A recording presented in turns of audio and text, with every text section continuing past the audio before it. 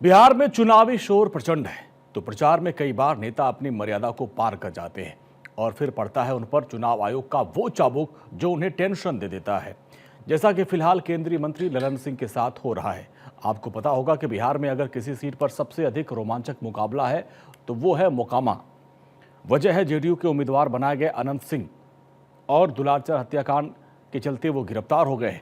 ऐसे में अनंत सिंह की सीट पर खुद ललन सिंह ने अब प्रचार प्रसार की बागडोर संभाल ली और क्योंकि उनके सामने एक बाहुबली की पत्नी चुनावी मैदान में है, ऐसे में ललन सिंह ने इस चुनाव ने वो स्टेटमेंट दिया जिस पर चुनाव आयोग ने अपनी निगाह टेढ़ी कर ली है।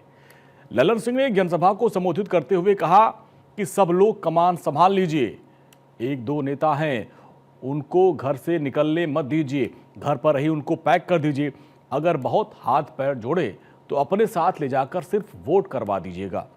चुनाव आयोग ने इसको लेकर संज्ञान लिया, ललन सिंह पर एफआईआर दर्ज किया। इतना ही नहीं, रोड शो में 48 गाड़ियों का काफिला होने के चलते चुनाव आयोग ने ललन सिंह और सम्राट चौधरी पर एक्शन लिया है। मोकामा में दुलारचंद यादव की हत्या के बाद चुनावी सीन बदल गया है और जिसके चलते खुद ललन सिंह को मैदान में उतरना पड़ा है अनंत सिंह के लिए।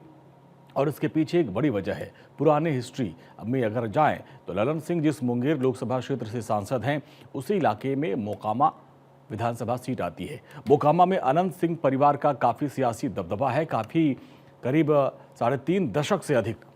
2024 के लोकसभा चुनाव में ललन सिंह जब मुंगेर सीट से चुनाव लड़ रहे थे तो उनके सामने आरजेडी से पूर्व विधायक अशोक महतो की पत्नी कुमारी अनीता थी।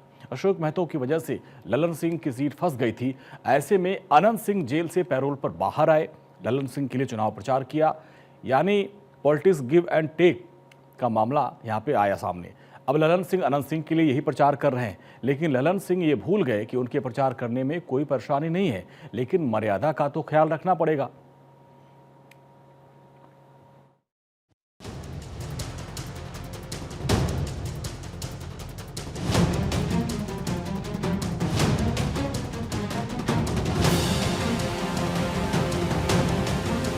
जो नेता है तो चुनाव के दिन उनका घर से निकले मत दीजिए।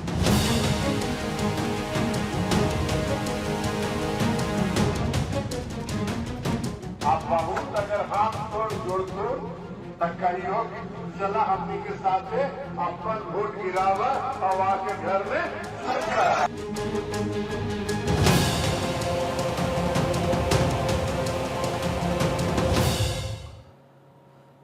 तो एक तरफ कर्ज उतारा जा रहा है बिहार के सियासी घमासान में और दूसरी ओर एक परिवार में फैमिली मेंबर्स के बीच लगातार खींचतान बढ़ती जा रही है। हम बात कर रहे हैं लालू परिवार की।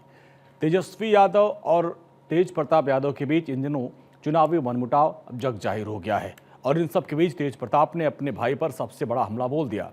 महुआ में तेजस्वी के अपने कैंडिडेट के लिए प्रचार को लेकर तेज प्रताप ने नाराजगी जताई। जब उनसे इसको लेकर सवाल पूछा गया तो अपने पिता के ही अंदाज में तेज प्रताप ने ये कहने में तनिक भी देर नहीं की कि तेजस्वी अभी बच्चा है, चुनाव के बाद उन्हें झुंझुना पकड़ाएंगे। बिहार की राजनीति में सियासत फिलहाल इस वक्त हो गई है और इस सियासत में अब यह भी दिखाई दे रहा है कि भाई भाई को भी नहीं छोड़ रहा है।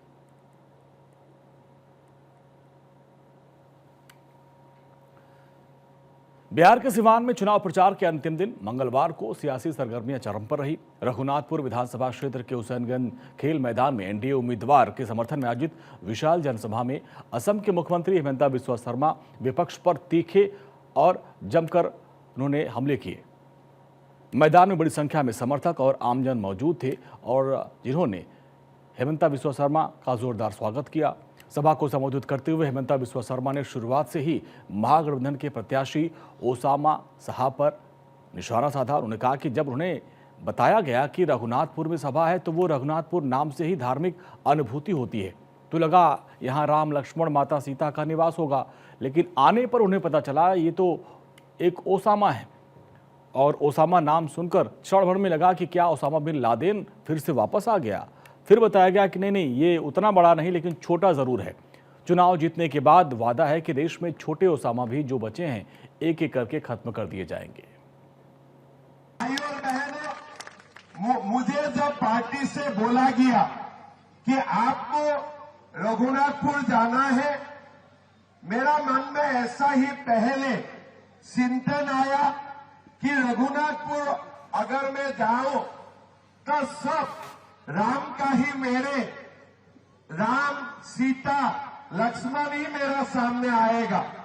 लेकिन मुझे बताया गया कि रघुनाथपुर में राम लक्ष्मण सीता तो बहुत है, लेकिन साथ में ओसामा भी है। तो मैंने खबर किया कि ये ओसामा क्या है, क्या ओसामा बिन लादेन का दोबारा जन्म नहीं हुआ? तो बोलो नहीं, ये भी एक ओसामा है। जो ओसामा मतलब वो बड़ा ओसामा बिन लादेन नहीं है, लेकिन छोटे रूप में वो भी ऐसा ही है। तो मेरा पहले यही चिंतन आया कि चुनाव जीतने का बाद हमारा देश में जितना भी ओसामा बिन लादेन है, सबको एक एक करके हमें खत्म करना है।